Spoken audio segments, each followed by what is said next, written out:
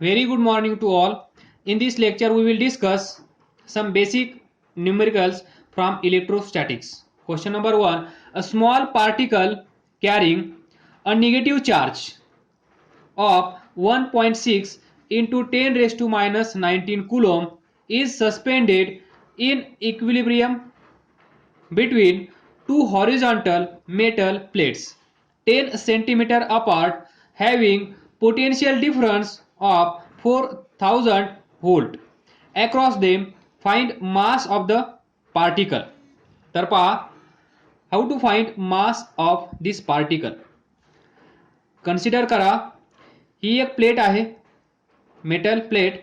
ही दुसरी metal plate आहे P1 आणि P2. या दोन मेटल प्लेटच्या मध्ये एक स्मॉल पार्टिकल आहे, त्याचा चार्ज निगेटिव्ह आहे, त्याचं magnitude 1.6 into 10 raise to minus 19 coulomb आहे.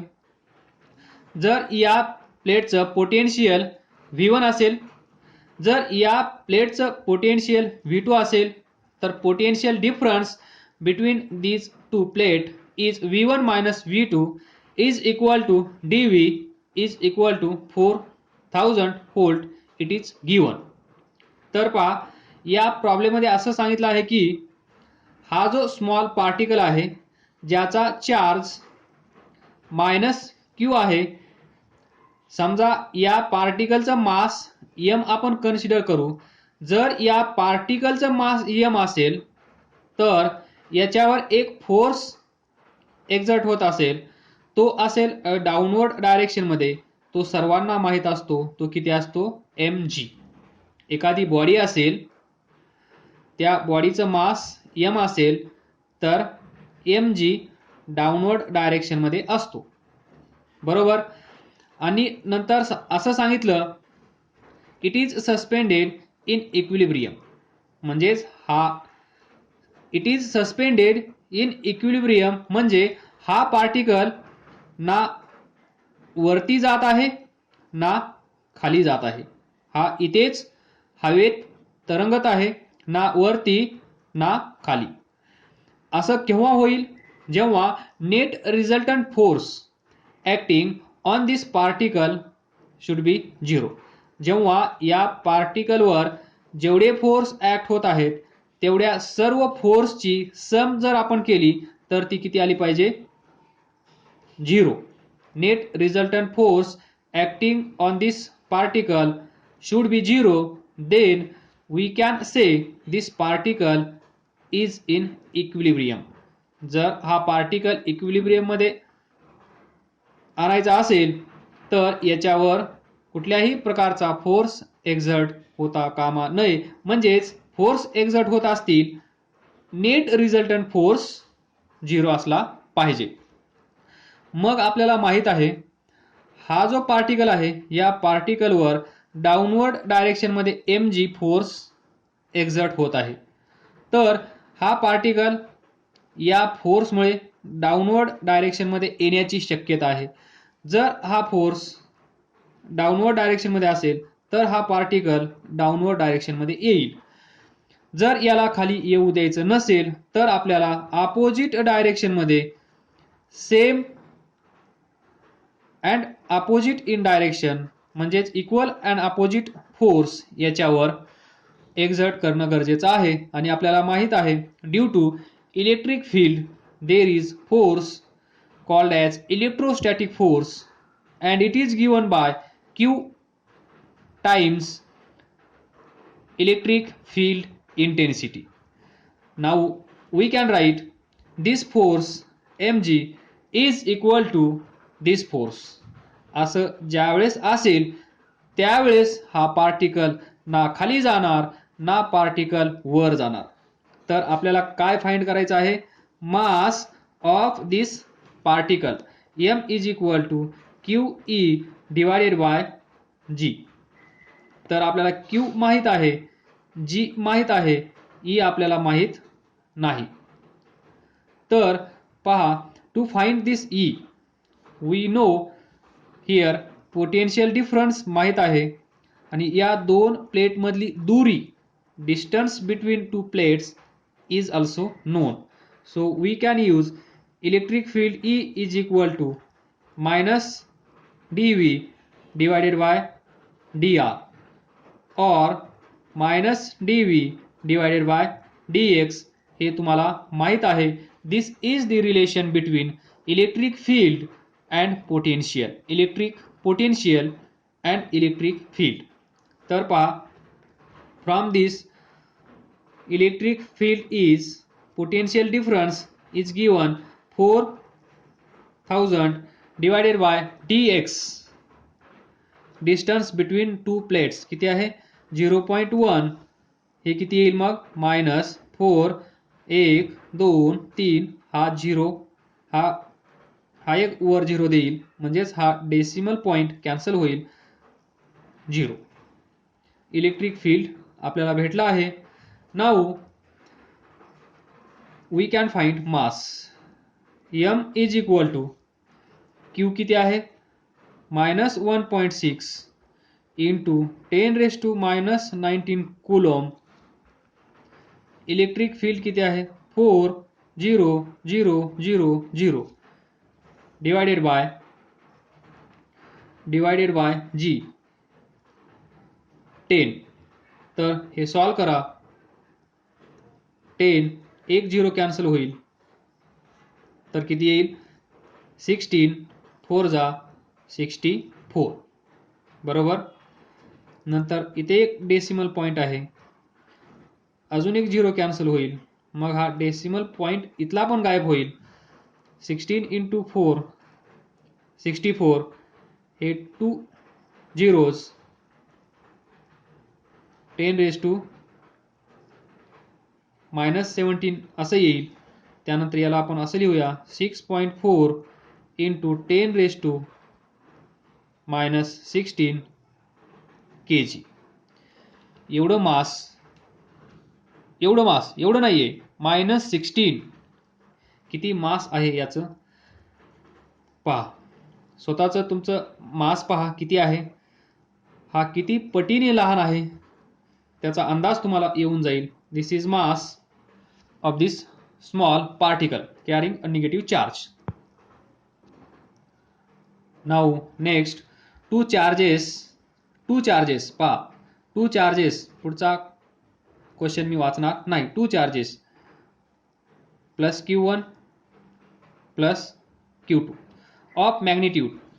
पहिला किती आहे 5 नॅनो कूलॉम अँड सेकंड किती आहे -2 nano coulomb are place at points 2 centimetre 00 and 20 centimetre 00 in a region of space. म्हणजे इथे पहा इथे असेल ओरिजिन 0 0 0 3 डायमेन्शन्स. इकडे असेल x ॲक्सिस, इकडे असेल y ॲक्सिस, इकडे असेल z ॲक्सिस. तर इकडे असेल निगेटिव्ह x ॲक्सिस, इकडे असेल निगेटिव्ह y ॲक्सिस, इकडे असेल निगेटिव्ह z ॲक्सिस. तर पहा पोझिशन. पहिला चार्ज 2 0 0 कुठे असेल 2 0 0 म्हणजेच इथे असेल तो Q1 इथे असेल. त्यानंतर Q2 20 सेंटीमीटर कुठे असेल इथे असेल. दिस इज Q2. दोन्ही पॉझिटिव्ह आहेत. दोन्ही पॉझिटिव्ह x ॲक्सिसवर आहेत. एक इथे असेल एक इथे असेल म्हणजे हे डिस्टन्स असेल 2 सेंटीमीटर, हे डिस्टन्स असेल 20 सेंटीमीटर. तर हे डिस्टन्स किती असेल हे distance 18 centimetre. Now see where there is no external field find electrostatic potential energy of system. पहा टू चार्जेस सिस्टम हा कोणता सिस्टम आहे 2 चार्ज सिस्टम म्हणजेच प्लस Q1 प्लस Q2 दोघांमधली दूरी r असेल तर potential energy, electrostatic potential energy is given by 1/4 pi epsilon naught, पहिला charge दुसरा चार्ज डिवायडेड बाय दोघांमधलं डिस्टन्स. सिंपल. यू आर हा प्रॉब्लेम तुम्ही हे दोन्ही चार्ज इन्फिनिटीला घेऊन जा, एक एक चार्ज घेऊन याला ए नाव द्या, याला बी नाव द्या, इन्फिनिटीवरून एक चार्ज घेऊन या, नंतर इन्फिनिटीवरून दुसरा चार्ज घेऊन या, इथे लागणार वर्क डन, इथे लागणार वर्क डन फाइंड करा, तुम्हाला हेच आन्सर भेटेल. एक शेवटचा प्रॉब्लेम आपण या पद्धतीने सॉल्व्ह करूया. तर पहा, you R 1/4 pi epsilon not म्हणजे 9 × 10⁻⁹. Q1 किती आहे 5 × 10⁻⁹ कुलोम. Q2 किती आहे -2 × 10⁻⁹ कुलोम. हे नॅनो कुलोम त्याला कन्वर्ट केलं कुलोम मध्ये, डिवायडेड बाय दूरी किती आहे, या दोन चार्ज मधली दूरी किती आहे, इथे आपण फाइंड केली आहे 18 सेंटीमीटर, म्हणजेच 18 × 10⁻² मीटर. तर हे सॉल्व्ह करा, इजी आहे. याचा आन्सर येईल, आन्सर असेल -5 × 10⁻⁷. याला कन्वर्ट करा, हे असेल जूल मध्ये, याला कन्वर्ट करा मायक्रोजूल मध्ये, ते येईल -0.5 मायक्रोजूल. कसं कन्वर्ट करायचं ते करा, नाही जमलं तर विचारा. Next, calculate electrostatic potential energy of the system of charges shown in figure. इथे गिवन फिगर आहे. या सिस्टमची इलेक्ट्रोस्टॅटिक पोटेन्शियल एनर्जी फाइंड करायची आहे. तर पहा, आपल्याला माहित आहे इथे एक चार्ज असेल, इथे एक चार्ज असेल, बरोबर. या दोघांमधली दूरी r असेल, म्हणजेच distance between two charge is r. Then we can find electrostatic potential energy by this formula 1/4 pi epsilon not. हा पहिला, हा दुसरा, Q1 Q2 divided by r. जर हे दोन चार्ज सेम असतील तर इथे काय येईल Q²/r.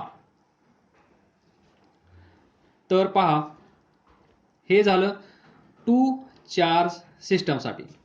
कशासाठी 2 चार्ज सिस्टम. पण हा 2 चार्ज सिस्टम नाहीये. 1 2 3 4 किती आहेत 4 चार्जेस.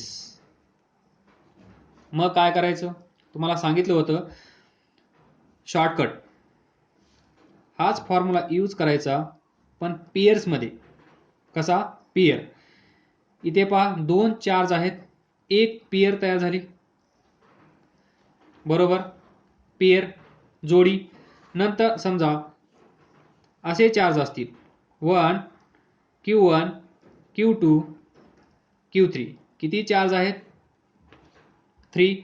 तर यांच्या पेयर्स किती तयार होतील Q1 Q2 1, त्यानंतर Q1 Q3 1, त्यानंतर Q2 Q3 1, बस.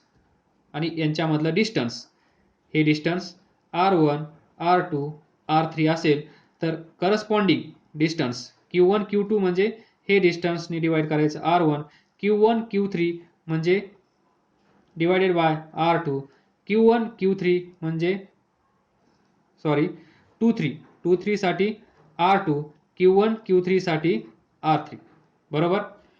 अशा प्रकारे तुम्हाला, हा तर कॉमन राहणार आहे, तुम्हाला कॅल्क्युलेशन फक्त याचं करायचं आहे. अशा पेयर्स बनवायच्या. इथे दोनच चार्ज होते म्हणून आपण डायरेक्ट हा फॉर्म्युला यूज करून मोकळे झालो. बट इथे अशी सिच्युएशन नाहीये, तर तुम्हाला फाइंड करावे लागतील अशा 2 म्हणजेच 4 चार्जेस सिस्टमला कन्वर्ट करावं लागेल तुम्हाला. हा चार्ज इथे पण कनेक्टेड आहे, हा चार्ज इथे पण कनेक्टेड आहे, हा चार्ज इथे पण कनेक्टेड आहे, म्हणजे हा चार्ज 1 2 3 पेयर्स बनवू शकतो. तर तुम्हाला हा फॉर्म्युला 3 वेळेस वापरावा लागेल या चार्जसाठी.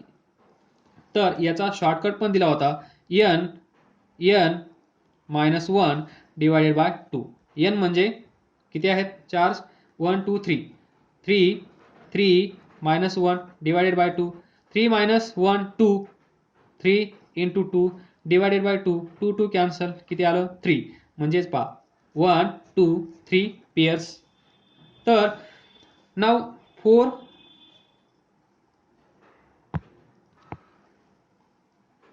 तर इथे पहा, ज्यावेळेस 4 चार्जेस असतील Q1 Q2 Q3 Q4, त्यावेळेस by this shortcut n -1 divided by 2 किती चार्ज आहेत? 4. 4 -1 डिवायडेड बाय 2 किती येईल? 4 × 3 divided by 2. 12 divided by 2 6 pairs. म्हणजे अशा इथे जशा 3 पेयर बनले आहेत तशा इथे 6 पेयर बनणार. तर त्या तुम्हाला फाइंड करायच्या आहेत. तर पहा, इथे एक चार्ज आहे, तुम्ही असं कन्सिडर करा 1 2 3 4. आलं लक्षात?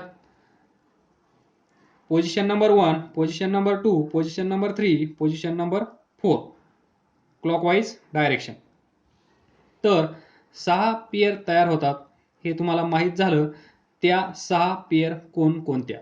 तर सुरुवातीला हा कन्सिडर करा, याच्यासोबत बाकीचे हे 3 पेयर बनवतील.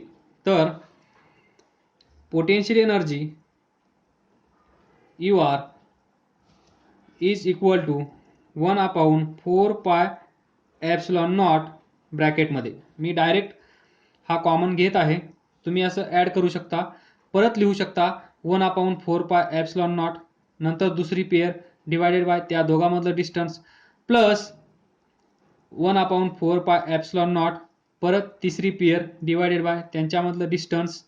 तर प्रत्येक वेळेस हा लिहिण्यापेक्षा मी कॉमन घेतला आहे, मी फक्त ही टर्म लिहित आहे, पेयर डिवायडेड बाय डिस्टन्स. तर पहा, हा चार्ज या दोघांमध्ये एक पेयर तयार होत आहे. क्यू चार्ज सेम आहे, मॅग्निट्यूड सेम आहे. तर हा फॉर्म्युला इथे कामाला येईल, Q²/R. क्यू पहा, प्लस प्लस आहे, लक्षात ठेवा. तर Q² डिवायडेड बाय R.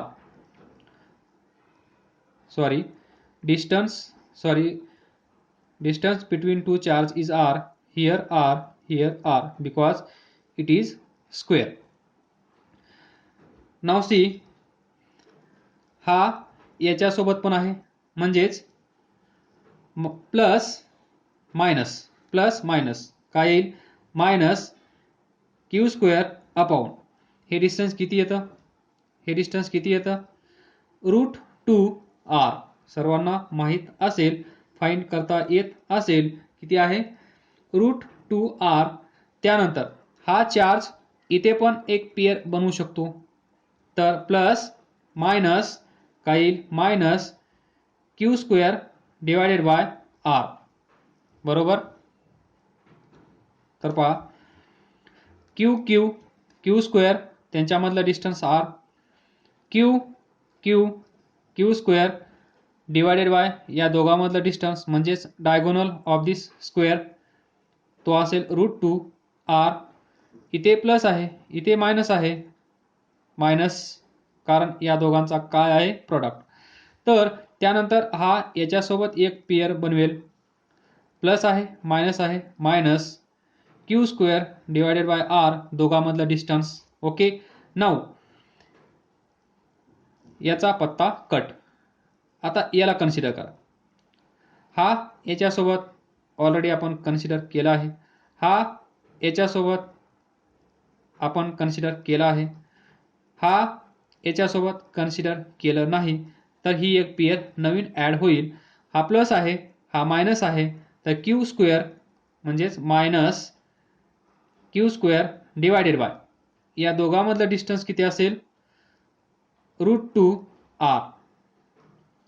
याचा आपण पत्ता कट, म्हणजे याच्या नंबर ऑफ पॉसिबल पेयर्स आपण कन्सिडर केल्या, याच्या नंबर ऑफ पॉसिबल पेयर्स आपण कन्सिडर केल्या. नाऊ दिस, हा याच्यासोबत बनवू शकतो, हा याच्यासोबत बनवू शकतो, पण रिव्हर्स जायचं नाही. रिव्हर्स आपण कन्सिडर केलेलं असेल.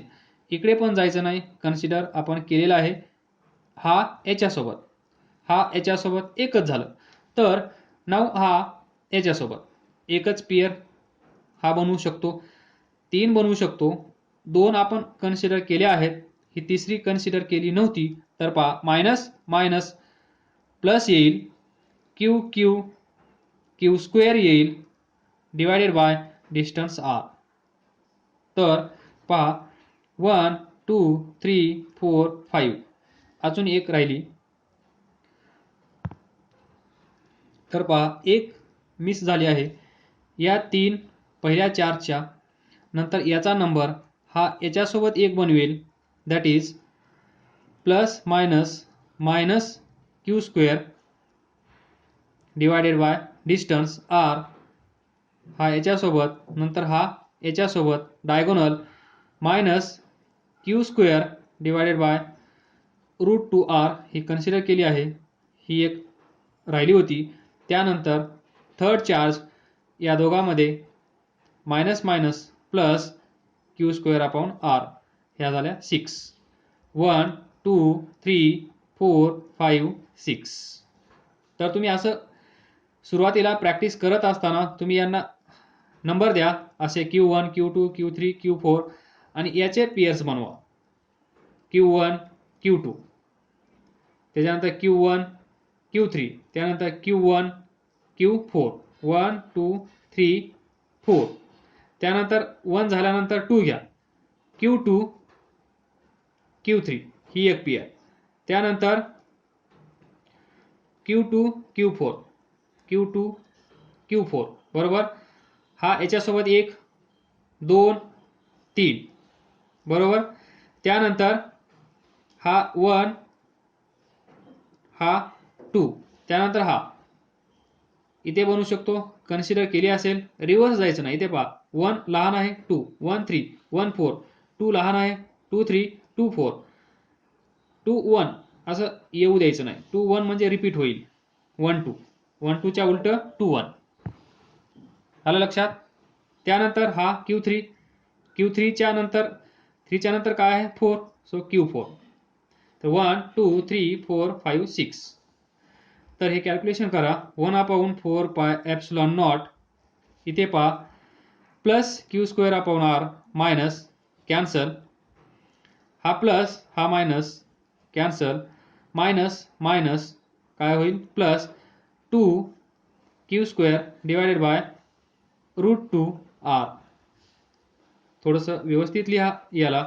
हा 2 1/4 पाय एप्सिलॉन नॉट, या 2 ला आपण असं लिहू शकतो minus √2 Q square divided by √2r. Cancel होईल. याला असं लिहा minus 1/4 pi epsilon naught Q square upon r 1 √2. This is that is potential energy of square. या सिस्टमची पोटेन्शियल एनर्जी किती आहे this. Now see question number 4. Find electrostatic potential energy of a system consisting of 2 charges -2 microcoulomb +4 microcoulomb with no external field placed at -8 cm 0 0 and +8 cm 0 0 respectively. तर हा part तुम्ही solve करा. पहा इथे origin असेल 0 0 0. पहिला चार्ज कुठे आहे, इथे आहे -8 0, त्यानंतर +8 0 0. इथे असेल Q1, इथे असेल Q2. Q1 ची व्हॅल्यू -2 मायक्रोकुलम, Q2 ची व्हॅल्यू +4 मायक्रोकुलम. या दोघांमधली दूरी म्हणजे हे डिस्टन्स किती असेल, या साईडला 8, या साईडला 8 किती असेल 16 सेंटीमीटर, दॅट इज 0.16 मीटर. तर पार्ट ए चा answer you of R 1/4 pi epsilon not, पहिला चार्ज Q1 दुसरा Q2 divided by distance R, हे सॉल्व करा. याचा आन्सर येईल -0.45 joule. Now second part, most important. Suppose same system of charges is now placed in an external field. External field दिला आहे this, म्हणजे इथे it varies with R, या साईडला R, या साईडला R, where A is equal to हा constant 8 into 10⁵, इथे पहा हे असं असेल 8 into 10⁵ मीटर स्क्वेअर. तर what would be electrostatic potential energy of configuration. तर पहा इथे एक्सटर्नल फील्ड अवेलेबल आहे, एक्सटर्नल फील्ड अवेलेबल आहे. तर एक्सटर्नल फील्डचा विचार करूनच हा प्रॉब्लेम तुम्ही सॉल्व करा. तर पहा आपल्याला माहित आहे डेफिनेशन ऑफ पोटेन्शियल. समजा इथे एक चार्ज असेल Q, याच्यामुळे इथे पोटेन्शियल तयार होईल ॲट पॉइंट ए VA, ते किती असेल 1/4 pi epsilon not. Charge Q आहे डिवायडेड बाय डिस्टन्स R आहे, एवढं पोटेन्शियल इथे प्रोड्यूस होईल या चार्जमुळे. तर by definition of potential, potential at point A is defined as, इथे एक चार्ज आपण कन्सिडर करतो at infinity, unit positive charge.